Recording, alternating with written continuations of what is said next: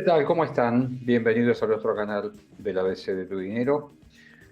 Hoy vamos a hablar de la macro, pero con las implicancias y los impactos que tienen en la micro y en las finanzas personales de cada uno de nosotros, que es un tema debatido. Es como una especie de noticia que va llegando, pero que siempre se posterga. Y tiene que ver con el tema del cepo cambiario. Es decir, ¿por qué el cepo no se puede levantar? Eso es lo que vamos a ver hoy. ¿Cuáles son los factores que restringen la posibilidad de eliminar el cepo cambiario? Vamos a ver ventajas y desventajas, si quería llamar así, ¿no? Y ver básicamente de una perspectiva del inversor, ¿no? Y qué conductas se pueden adoptar en ese escenario, ya digo, donde las restricciones cambiarias siguen funcionando a pesar de las declaraciones y expresiones de deseo que pueda haber al respecto. ¿Cepo cambiario hasta cuándo? ¿No? ¿Hasta cuándo? Esa es la pregunta del millón. ¿Hasta cuándo? Yo podría agregarle algo más, decir hasta cuándo, no solamente por qué, hasta cuándo va a estar, sino casi, digamos, cómo podría empezar a, por lo menos, aliviarse el cepo, ¿no? Las restricciones que se imponen en materia cambiaria en la Argentina. El cepo se traduce en cuestiones cotidianas, ¿no? No tenemos un mercado único y libre de cambio, tenemos diversidad, tenemos menos tipos de cambio de los que existían al finales del gobierno anterior, pero existen, por ejemplo, límites cada vez más estrictos. Ya casi no es noticia cuántas personas pueden acceder a los $200 mensuales, ¿sí? Son tantas las restricciones que se han impuesto que, te digo, la posibilidad cada vez menor. También un hecho que, al ser el tipo de cambio oficial insuficiente para atraer el interés de los exportadores que tienen la capacidad para poder aguantar sus productos y no venderlos, ¿sí? Contamos con un tipo de cambio que se llama blend, ¿no? Es decir, tiene una parte, el 80% de esos dólares se pueden liquidar por el tipo de cambio, por el mercado único libre de cambios, el tipo de cambio oficial, y el 20% se permite liquidar en el contado con liquidación. Factor que, bueno, mejora el promedio de las cotizaciones, no tanto porque la brecha que hay entre el tipo de cambio oficial y el contado con liquidación no es tan significativa, y alimenta la oferta del contado con liquidación, por lo tanto hace que no suba demasiado. En este marco de superávit fiscal, aparece un nuevo actor, ¿no? En un país donde siempre se pregona la eliminación de impuestos, pero bueno, un impuesto país que gravaba ciertas operaciones en moneda extranjera, amplía su marco, ahora también grava a aquellos que quieren girar dividendos al exterior a través del bono, que está previsto para eso, y aporta unos significativos pesos a las arcas fiscales, razón por la cual esto no es un buen elemento para pensar en retirar el tema del cepo, y estos factores, ya digo que junto con el precio del tipo de cambio propiamente dicho, estás pagando el impuesto. Entonces, es parte del cepo. Y finalmente, estas cuestiones también se relacionan con una necesidad de la recomposición de las reservas del Banco Central, que recordemos que el gobierno toma el Banco Central con reservas negativas. Por lo tanto, todo lo que se ha venido comprando desde diciembre a la fecha, ¿sí?, es para recomponer y tornar realmente positivas las reservas. Uno nunca hubiera pensado que las reservas debieran ser negativas, pero así fue. Entonces, eso facilita, ¿sí? Facilita la compra, el cepo.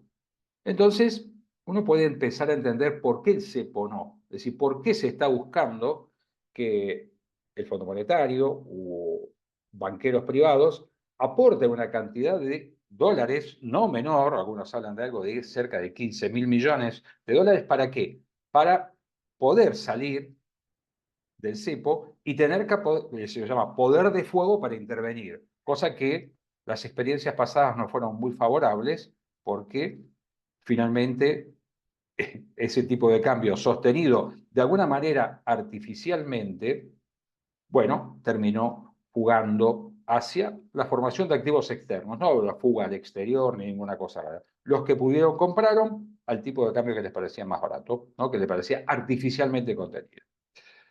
¿Qué está pasando hoy? Bueno, que entonces no podemos competir porque si hay importaciones que pagar se están pisando, si hay dividendos que girar al exterior también. La idea del atesoramiento para aquellos que lo consideran un destino atractivo de sus pesos tampoco está favorecido. Significaría, como decíamos, sacar esto, necesariamente sacar el impuesto país. Y ahí hay hoy están contando todo como para poder tener recursos suficientes para poder contar con un superávit fiscal. Liberar el tipo de cambio, liberar los cepos, también significaría que, si esto se hace de manera gradual, los tipos de cambio financieros, el MEP y el contado con liquidación, también empezaran a tener un comportamiento distinto, porque hay restricciones a la compra de este tipo de dólares. Por lo tanto, si se eliminaran esas restricciones, bueno, uno pensaría que la demanda sería mayor, por lo tanto el precio subiría, aumentaría la brecha. Es un juego así. Siempre hemos dicho, hay que mirar la brecha entre los tipos de cambio financieros y el tipo de cambio oficial. Hasta ahora, ¿no? Con las anclas que dispone este gobierno, que ha dispuesto este gobierno en términos cambiarios, ¿sí? Y en términos monetarios y en términos fiscales, la prioridad sigue siendo ahora básicamente la adecuación de los pasivos que tiene el Banco Central, acomodar sus cuentas, juntar reservas y, como decimos, encontrar un punto de partida más sano para poder ir, sí, finalmente a la liberación del mercado de cambios. Bien, hasta ahí. Si se sale mal del cepo, ¿no? Si fuera como una especie de hay que salir del cepo a como dé lugar, ¿no? Por presiones propias, políticas, internas y externas, podríamos asistir a una devaluación desordenada, ¿no? A un ajuste de los tipos de cambio que no fuera sostenible. Eso, sabes, automáticamente impacta en el costo argentino, ¿sí? Se traslada a precios. La memoria está muy fresca, pues si estamos hablando de 4 meses, casi 5, de una estabilidad sobre anclas que funciona de este modo y que estamos viendo una tasa de inflación que baja. Si se sale desordenadamente, la inflación volvería a rebotar. Significaría perder un ancla, la ancla cambiaria, y no contar, ¿sí? Solamente con instrumentos financieros. Haría falta algo más, ¿no? Haría falta algo más. Un ingreso de divisa sostenible, liberar los pagos de importaciones, aun cuando la actividad económica con su bajón lo que hace es reducir la necesidad de importación. Es decir, que el apresuramiento de la salida del cepo, más allá de las declaraciones, no parece ser un escenario compatible con el trabajo que se viene haciendo hasta ahora. Ahora, desde la perspectiva de las inversiones, podemos decir, sin temor a equivocarnos, que desde diciembre asistimos a un fenómeno de superpeso, ¿no? Hay un superpeso respecto de la variedad, es decir, en su competencia con el dólar, ¿eh? En un escenario de tasas de interés en pesos a la baja, ¿sí? Aún así, esas tasas muy pobres, negativas en términos reales, han superado la evolución de la inflación. Y otras inversiones, títulos en dólares, ¿sí? Baja del riesgo país, evolución de plazo fijo suba, que nosotros veníamos hablando desde hace varios meses, siguen resultando una muy buena opción, a pesar de la baja de inflación, supera la tasa de interés largamente. Entonces, estamos con un superpeso, con una apreciación cambiaria. Ese superpeso hace que el país sea caro para los que vivimos adentro, pero también caro para los que quieren venir, ¿no? Lo cual es un dato a tomar en cuenta respecto de una paridad que parece difícil de sostener, ¿no? Ahí hablamos de crawling peg, que significa cuál es el ritmo de evaluación, que muchos decían es muy lento, es muy bajo, se va a trazar el tipo de cambio. Es probable, pero en este juego no es fácil empezar a soltar cuestiones. Entonces, las inversiones en pesos marchan bien. El mercado de títulos de deuda ha recuperado mucho de sus paridades. ¿Sí? Las variaciones en dólares han sido muy importantes. Eso se refleja en la evolución del riesgo país, ¿no? A la baja, ahí está trabado en torno a los 1.100, 1.200 puntos. No perfora esa barrera. A pesar de que, por ejemplo, los CDR, que fueron uno de los atractivos de inversión más interesantes en los últimos meses del año pasado, el hecho de que el tipo de cambio, el contado con liqui, no suba, es como que le quita una parte del atractivo, pero no la otra. Es decir, que vos con un dólar que es más barato de pagar, podés comprar una participación mayor, ¿no?, en las acciones que están disponibles para operarse a través de los certificados de depósito argentino, ¿no? Es decir, te resulta más barato comprar acciones de Coca-Cola, de Walmart o lo que fuera. Entonces, esa cuestión va definiendo posicionamientos. Entonces vos decís, ¿qué mirabas del CDR? Y la protección porque estaba dolarizado. Y hoy quizá lo que tenés que mirar es decir, que podés aumentar tus posiciones en activos en moneda extranjera a un precio más bajo. La realidad es que estamos en un escenario donde la caída en el nivel de actividad real es muy fuerte, pero en el mercado financiero las cuestiones no marchan para nada mal.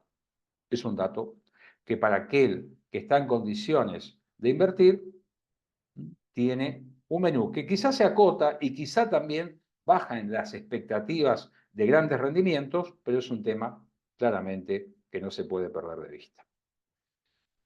¿Qué va a pasar cuando el cepo no esté? ¿Sí? Cuando será fin de año, el año próximo, empieza a funcionar la competencia de monedas, parece que la dolarización es un sueño que se abandonó. Tenemos que pensar lo que decíamos antes. ¿Salimos ordenados? ¿Salimos con los recursos para sostenerlo?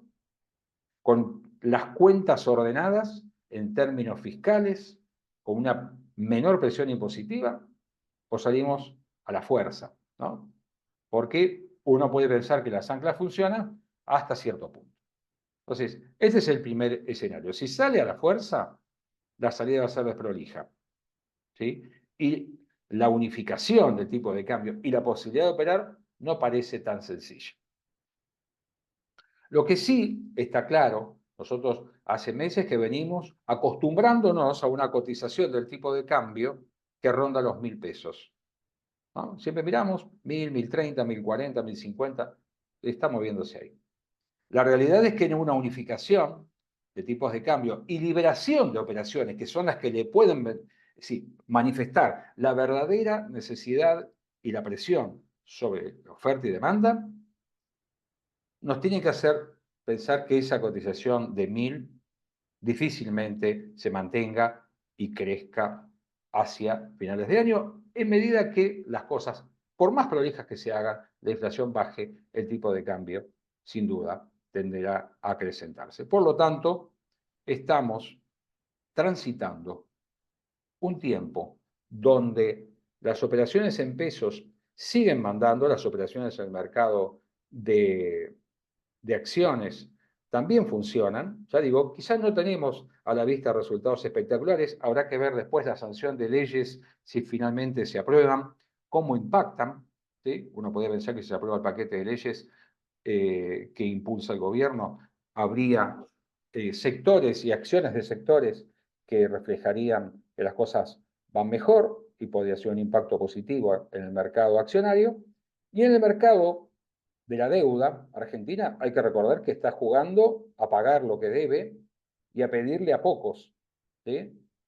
En algún momento, Argentina aspirará también a salir como un jugador más, ¿eh?, a colocar deuda en el exterior, ¿sí?, que se le abran los mercados de capitales. Para eso las cuentas tienen que estar prolijas y no tiene que haber desorden ni desprolijidades. Tomemos en cuenta estas cuestiones, tomemos en cuenta que el cepo todavía va a estar por lo menos unos meses más. Y ahí tomemos nuestras decisiones. Les agradecemos, como siempre, que sigan nuestro canal, que compartan nuestros contenidos, se suscriban, le den me gusta a los contenidos que les parezcan, también nos hagan llegar sus comentarios, así entre todos vamos mejorando nuestra educación financiera. Muchísimas gracias.